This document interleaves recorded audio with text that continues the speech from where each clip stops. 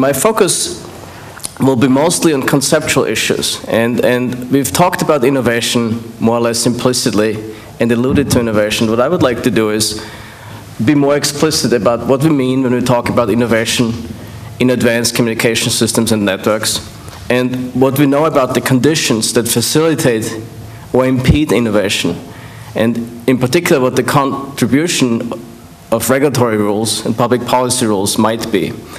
And I have to echo what was said yesterday, that we do know some things about those effects, but there are many areas that we do not know or not know well.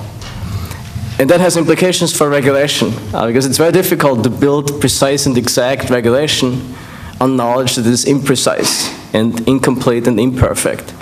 And so far, I think we have not really thought deeply about the consequences of missing imperfect and asymmetric information on regulation, and how do you design a regulatory framework if that is pervasive. And when it comes to innovation, these are particularly difficult issues.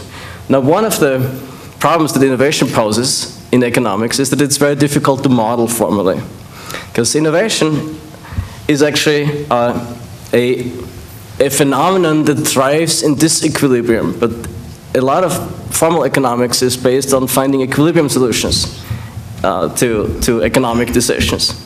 And so how do we reconcile those two? And I think as a result, the topic of innovation actually historically in regulatory theory has been much less studied than the conditions of static efficiency. Now that was actually not a big issue as long as we had relatively stable technologies, and the problem was how to extract maximum social efficiencies out of natural monopolies. But that has changed quite significantly with the transition from the old monopoly regimes to the more open regimes. And as a result, gradually, the question of innovation has shifted to the center of attention. I don't know why we have these things blinking here, but I hope it doesn't bother you. Any explanation for the green blinking? Just the recording. Oh, okay, I see. That's all right. So where was I? So innovation has shifted back to the focus of attention, in particular in telecommunications as a very technologically dynamic area. But those of you who are interested in other types of regulation, it's very similar in energy, for example, where we talk about smart grids and new ways to manage energy supply systems and so forth, or in transportation, for example.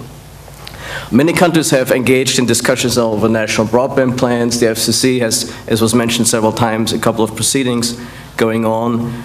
Broader policy initiatives such as the Digital Agenda for Europe or the Ubiquitous Society Initiative in Korea all place innovation at the center of attention. But how do we think about innovation if our analytical tools are actually geared to analyze static and equilibrium systems more than dynamic systems? So what I would like to do is share what I think we know about those things in 5 steps. First of all, talk about innovation in multi-layer systems, such as the advanced internet as we know it. Then talk about innovation incentives of individual players in that system. Then talk about the flip side of this coin, the regulatory rules, and how they influence those innovation incentives.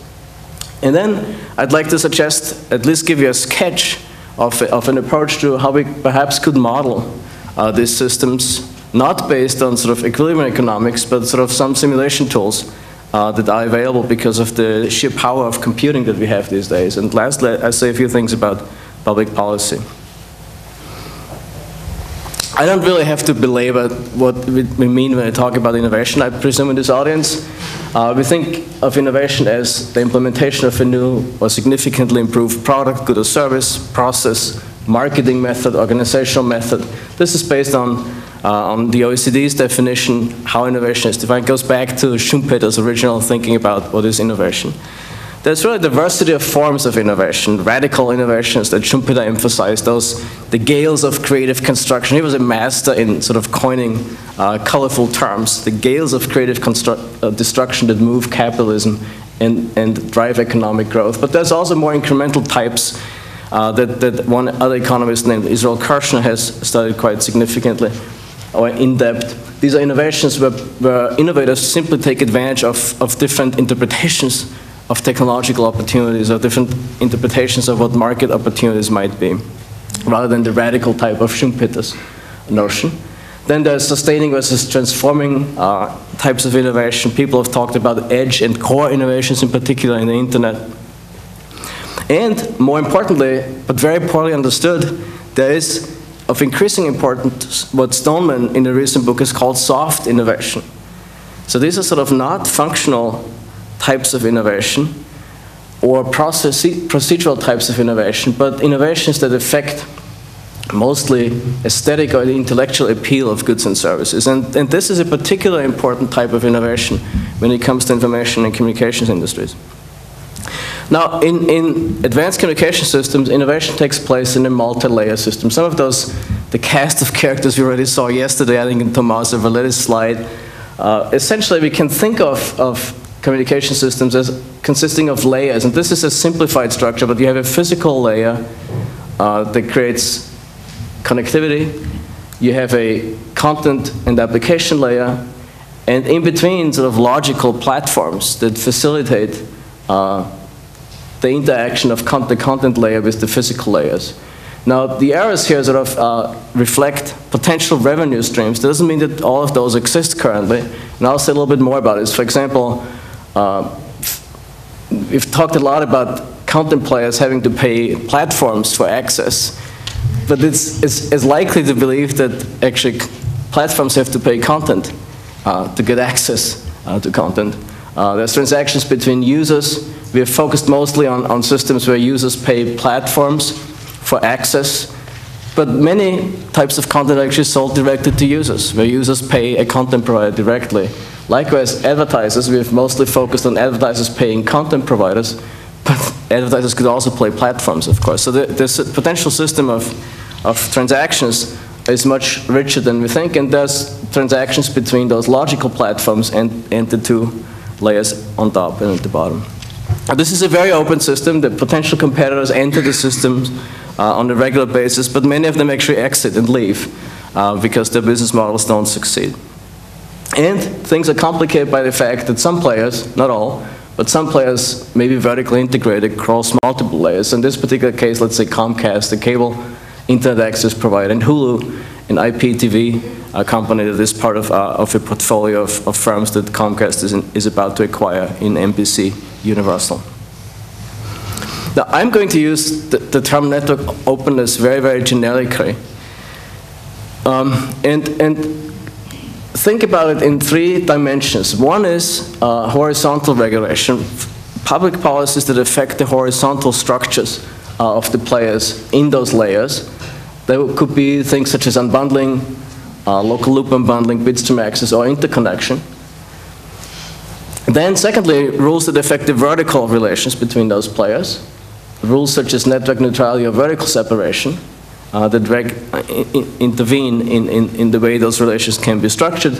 And lastly, a sort of a generic type that I call architectural openness, also borrowing from Barbara von Schewick's book on architecture and innovation. It was just published by MIT Press. And here things such as standardization, interoperability requirements, or the notion of open platforms would be important to consider. Now, innovation incentives in this highly interconnected system occur at two levels. One is the organizational level, and then secondly, the system level. And it's important to really understand those two. At the organizational level, innovation is driven by the opportunities to innovate. These can be technical or economic. But then it depends on whether innovation is organized commercially in for-profit firms or in non-commercial forms of innovation. There are actually many, we haven't talked about this yet, but there are many forms of innovation on the internet that take place in non-commercial settings. If you think about Wikipedia or user-centric types of innovation, the notion of the prosumer, somebody who is not only a user of information technology, but also a generator of information. We've alluded to those, but not really looked into them. I will also not look into them in depth. I will focus on the first type of commercial innovation. But in that particular case, two aspects of innovation are important. Innovation incentives increase with the appropriability of innovation rents. So that goes back again to Schumpeter, who argued that in order to innovate, an innovator needs to be able to appropriate a premium for taking the risk of innovation. Of course, there's different types of innovation projects. Some are more risky than others, and the conditions under which those flourish then will differ, of course. And secondly, the competitive intensity, the contestability, if you wish, of a market segment, because the easier it is for competitors to emulate what you're doing or to imitate what you're doing, the less likely it is that you can appropriate innovation premiums. But in the highly interconnected system that we are talking about here, system-level incentives matter as well. Again, there's innovation opportunities that exist not at the level of individual firms, but the system as a whole, at large. Citroën, for example, has talked about the internet as a generative platform, something that enables many users to come up with new solutions to their problems.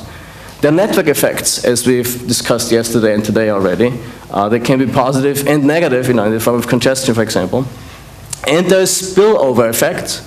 And I'd like to distinguish between those two, because network effects are effects that exist between those players that are incorporated, or at least in principle can be incorporated in market transactions, where spillovers are externalities.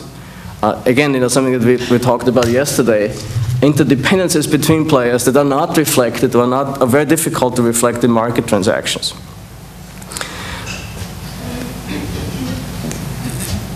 One danger in this entire discussion is to think about innovation as just one type of process. But the reality is that in these interconnected systems, many types of innovation exist. And I just propose here a 2x2 kind of simplified matrix or system that emphasizes some of the key points. One is whether it's a revolutionary innovation that is riskier, requires much more risk-taking, than incremental innovations. And secondly, an aspect that is particularly important, those multi-layer systems, whether it's necessary that different players at different layers coordinate what they're doing, which I call innovations that have high interlayer coordination requirements, or whether it's not necessary. In other words, you have players on the edge that innovate in their own realm. You really don't have to worry about the network. And the assumption of a lot of the innovation discussion is that all innovations are those edge innovations, but that's not true for a lot of innovations that happen on the internet. There are many types of innovations that also require high coordination between layers, and the regulatory rules that we've been exploring yesterday and today have different implications depending on what type of innovation we're talking about. So here's a couple of examples, and they probably could be disputed in every single case, but the iPhone, for example, is something that is probably closer to this corner of this whatever this square. On the other hand, voice over IP may be a revolutionary innovation in that it enables many new services, but it really has low coordination requirements with the network in principle. That doesn't mean that the network provider couldn't sabotage you, but you really do not need to tweak the network to support voice over IP once you have an IP network in place. On the other hand, you have smartphones, sort of require high layer coordination, but once they're available, applications are sort of incremental innovations, and so they're with low interlayer coordination requirements. Now, how do we get a grip of the potential innovation processes in this system? And so in 2007, I proposed a model that simplifies grossly those relationships, but I think that's what we do. We have to sort of simplify to work out the key points. And essentially, this is now sort of an economic representation of the model that you saw before, where you have 4 types of players: network operators, content application providers, consumers, and advertisers. And you see those revenue streams that we had before. I don't have to go into details for this presentation. We assume that these 2 players optimize profits. Consumers optimize their satisfaction or utility, if you wish. There are multiple dynamic interdependencies. And the question is, how do network openness rules, horizontal rules, vertical rules, and those generic architectural rules interrelate with this system and influence it? Is there anything we can say about it? Well, what we can say to begin with is that innovation opportunities are, for one, influenced by the innovation opportunities on each layer taken separately. And the factors that I mentioned before, opportunities, appropriability, of innovation premiums, perhaps also firm capabilities at the firm level are important factors, and the plus and minus signs here indicate principally the direction of that effect. So a plus sign means that the more opportunities that exist, the higher an innovation incentive. The more contestable a market segment is, the lower the innovation incentive. Always other things equal, right? So we have this sort of simplifying methodological assumption that we just tweak one part of this highly interconnected system. Secondly, there are important interdependencies between those layers, but they go in both ways. There's complementarities between the platform and the content and application layer, but there's other factors that play a role to understand the innovation incentives, and I'll say more just in a second. Transaction costs that exist between those two layers could be things such as negotiating access to a platform, but it could also be negotiating access to content. And as I said yesterday, there's actually more empirical example where platforms have to negotiate for access to content than the other way around so far. The level of transaction cost influences innovation incentives, and generally we can hypothesize that the higher those transaction costs are, the lower the innovation incentives, because these are additional costs of innovation that reduce the potential profitability. But there's another type of cost that is important to recognize. These are adaptation costs. And adaptation costs are the costs of making sure that your application or your innovation, if you're at the content layer, works with different types of platforms. And so the internet's generative power in the past was based on the fact that these adaptation costs were actually low or close to zero, even. But as perhaps more proprietary, differentiated platforms emerge, those adaptation costs might actually become more important. And again, they will sort of be a negative incentive on the incentive to innovate, all other things being equal. Now, what the paper does, which is sort of not fully written yet, but is work in process, it's pretty completed, is actually links this back to sort of a microeconomic theory of firm-level innovation decision. I don't want to go into this, but essentially we can build a very robust basis to understand how regulatory choices affect innovation incentives by going back to a model of investment or innovation that is based in a real options framework. And what you see here is that essentially, firms, when evaluating innovation projects, just try to get expectations about the lifetime revenue and cost streams that are associated with the project. These are in turn influenced by the factors that I just mentioned, the innovation opportunities, the probability, the competitive intensity, and then regulatory factors, unbundling, horizontal rules, vertical rules, and generic rules actually influence all these components that are relevant for the innovation decision. That's how we can actually link regulatory choices, regulatory designs to the outcomes, how they influence the criteria that firms use to make innovation choices. That's essentially the intellectual background behind a lot of this. Now, let's briefly look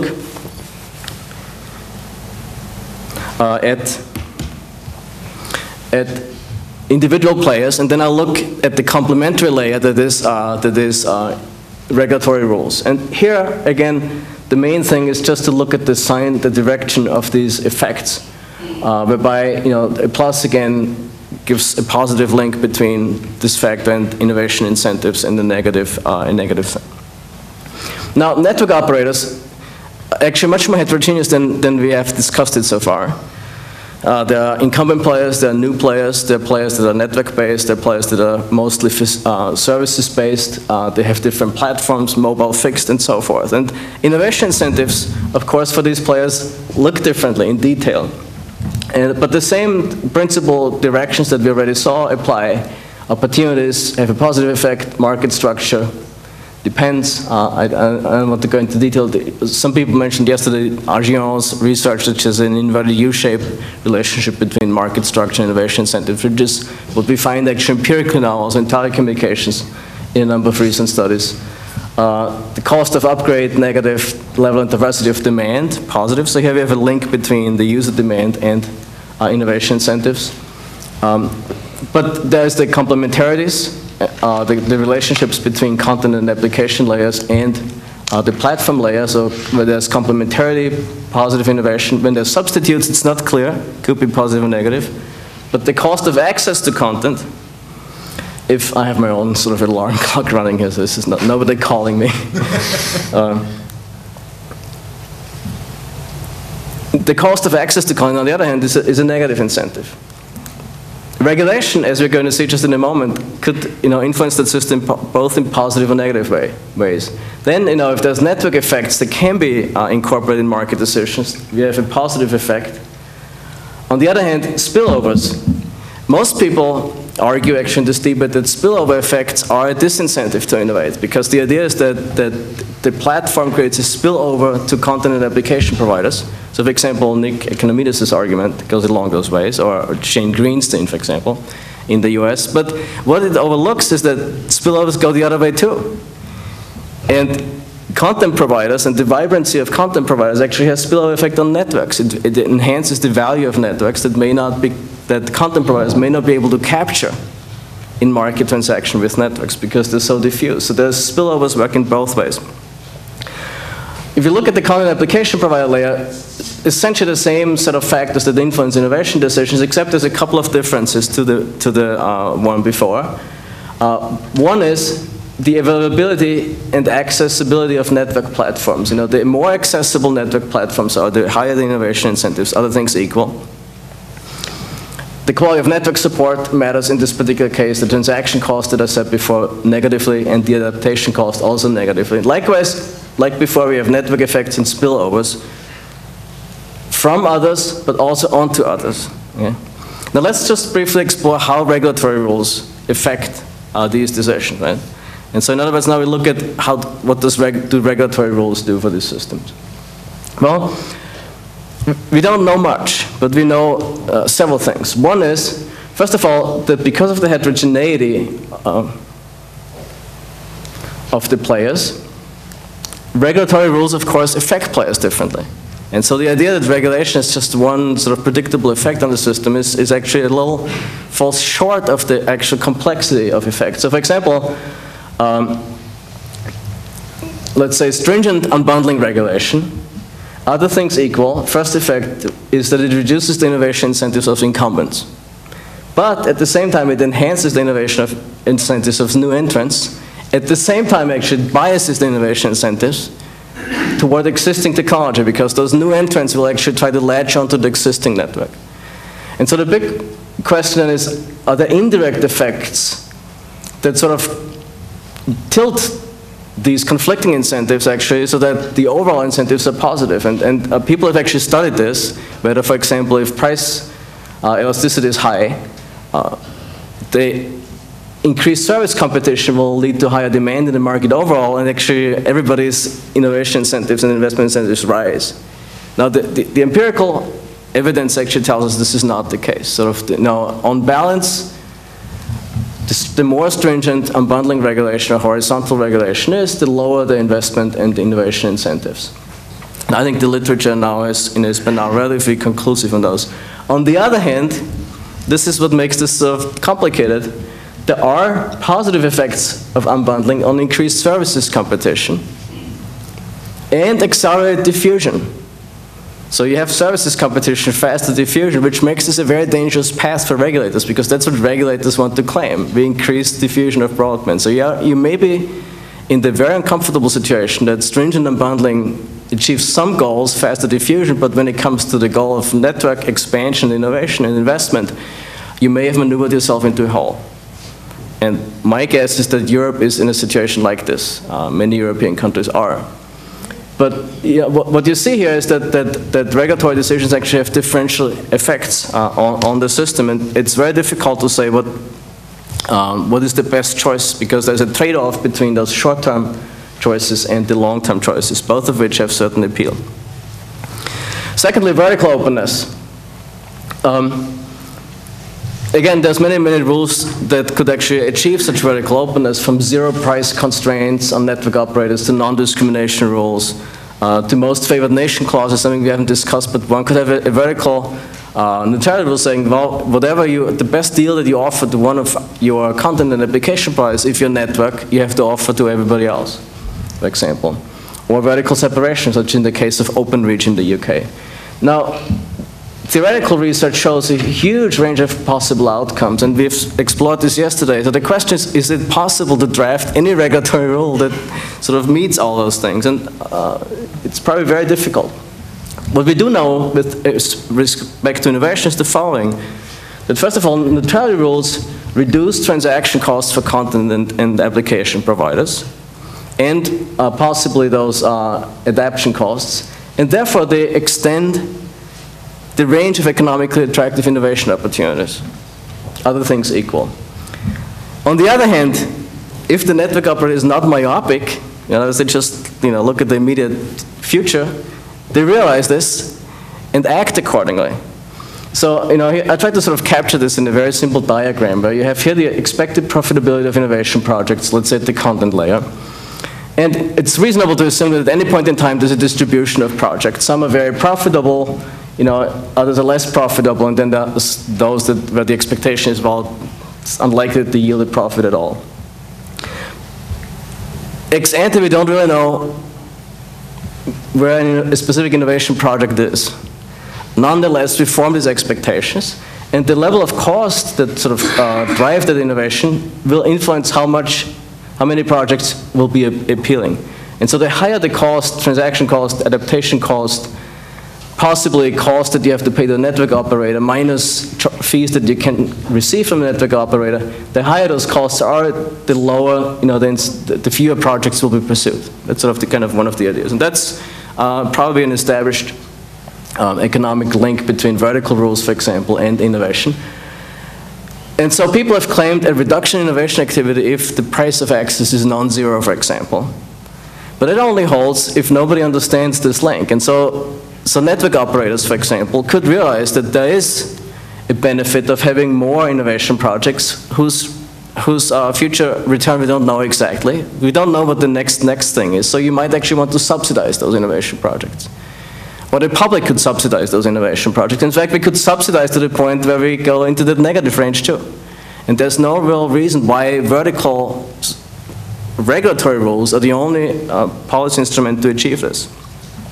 Thirdly, open architecture. Let me go back. There's two more points I want to make here and come back here. So we know that there's this link between vertical rules and these edge innovations. But on the other hand, in particular, if there are high coordination costs, innovations that are in that lower left-hand side of the quadrant that we saw, high risk, high coordination cost, most likely the imposition of such vertical separation rules or vertical neutrality rules will diminish the innovation incentives for those. And we don't know exactly what the implication is for network investment and innovation, as a lot of the conceptual results show. And there's too little empirical information right now to actually make an empirical test. Let me just go to the last one, and then I'll wrap it up. This is the question of open architecture. These are rules that have both horizontal and vertical aspects, things such as open standards or reference models, OSI, TCP/IP, and so forth, that facilitate interoperability, open source initiatives, and development platforms such as Android, for example. Again, the research here is largely qualitative. We don't even have the formal models that we have for vertical regulatory issues. But people have brought up very compelling arguments. So, for example, Citrin's argument that openness is generative to innovation. Franjevic's argument that open architecture is a precondition to innovation. Everybody sort of thinks about the internet as we know it in the 1990s and the early 2000s and points to the successful models. But the reality is, if we look a little bit further, is that most successful innovations in the last 10 years were actually those innovations that were based on partial exclusivity. Mobile internet in Japan and in Korea, the iPhone in the United States, iTunes Store, and so forth. There's a lot of edge innovation, but very little sustainable business models have emerged from those edge innovations so far. And which I don't want to claim that the only way to be profitable is exclusivity, but it seems to be an important component of the innovation system. And there are increasing hints that an innovation system that contains both open platforms and proprietary subsystem is actually more dynamic overall than one that is only open or is only proprietary. And so the coexistence between the two might be the thing. All right, so my time is out according to my own timing here. And let me just tell you what I was going to tell you, and then you can look at it in the paper, right? So what we try to do is, because there's so many interactions in this system, it's very difficult to model this analytically. And so what we try to do is come up with a computational model, actually, whereby we use the advantages of modern computer technology. We sort of define agents that behave like economically optimizing agents. But rather than trying to come up with an analytical solution, we actually compute a solution. And those agents actually start making decisions based on relatively limited information. They make sort of some decision, and we use a strategy called an evolutionary algorithm, whereby they then modify their decisions and gradually inch toward better solutions. So they discard bad strategies, they keep good strategies, they play around with the good strategies to improve those good strategies, and until they find the best strategy. And so, computer power allows us to do those things. And one could argue it sort of almost mimics real-world decision-making in the sense that people have trial-and-error processes when they try to make decisions. And this is a co-evolutionary system. Everybody's dependent on everybody else. And then, at the end, when we know those best decisions, given different scenarios, given different types of market structures, different types of regulatory rules, we can actually look at the data. This is just the agent objectives that we use in the particular case. And actually sort of see how those different choices of regulatory instruments relate to the outcomes. Except now we have done this all in an evolutionary computational environment. The only thing that links us to reality is that our agents behave like what we know about real agents, how they behave, and our parameters that we chose actually reflect real-world characteristics, cost characteristics, elasticities, and so forth. And I can say some more. So let me just sort of wrap up and say, what we do know is that the degree of openness of the ICT innovation system has implications for performance. That equilibrium is innovation is an out-of-equilibrium process that thrives in imperfect markets, but certainly not in those that we envision when we talk about optimal regulation. Regulatory rules shaping horizontal, vertical, and architectural openness have different effects on players. And different types of rules actually tune the system in different directions. So it's very difficult in a dynamic sense to say one choice is the best, but what I do know is that you can tune the system so that you have more services innovation, but less facilities investment, or you can tune it in a way that you have more facilities investment, less services innovation. We don't know enough yet to say where exactly the optimal choice is in between. And I just leave it right here. I'd be happy to say a few more things in our discussion. Thank you very much.